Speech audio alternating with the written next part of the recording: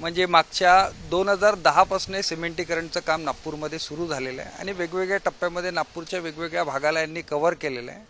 आणि प्रत्येक वेळेला माझं वरच्या वरिष्ठांनाही म्हणणं आहे, अधिकाऱ्यांनाही म्हणणं आहे, नेत्यांनाही म्हणणं आहे आणि वैयक्तिक मी पर्सनली गडकरी साहेबांना पुढारी न्यूज चॅनलच्या माध्यमातून परत एकदा सांगू इच्छितो की इथे आपण सिमेंट रोड बनवतोय किंवा उड्डाणपूल बनवतोय, हे सगळ्या वरच्या गोष्टी झाल्या। एखाद्या शरीराला आपण वरून जेवढे किती लिपापोती केली, मेकअप केलं, पण शरीर जर आतून स्वस्थ नसेल तर तो लिपापोतीचा कसल्याही प्रकारचा फायदा होऊ शकत नाही।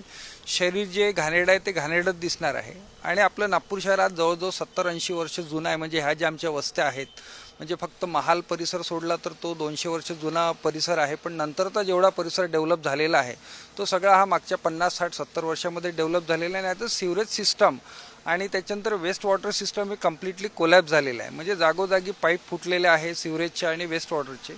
तर मी मागे साहेबांना म्हटलं होतं की याकडे आपण आधी लक्ष द्यावं आणि त्याच्यानंतर मग सिमेंटीकरण आणि उड्डाणपुलाकडे लक्ष द्यावं। ते त्यांच्या परीने करतायत, डिझाईनमध्येही असतं, पण इथे कसं होतं की सिमेंट रोड बनवतात, त्याची जी लस असते, त्याचा जो रस असतो तो त्या पूर्णपणे त्या पाईपमध्ये गेलेला आहे आणि ते पाईप पूर्ण बुजलेले आहेत।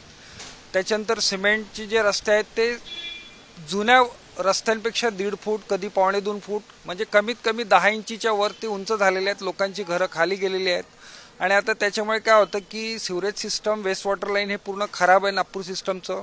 मागे आपण बघितलं होतं की ज्यावेळेला अंबाझरी तलाव फुटला होता त्यावेळेला पाणी कसल्याही पद्धतीने वेस्ट वॉटर लाईनमधनं किंवा सिवरेज लाईनमधनं वाहून न जाता लोकांच्या घरातून किंवा रस्त्यावरून व्हायला आणि जागोजागी पाणी झालं होतं।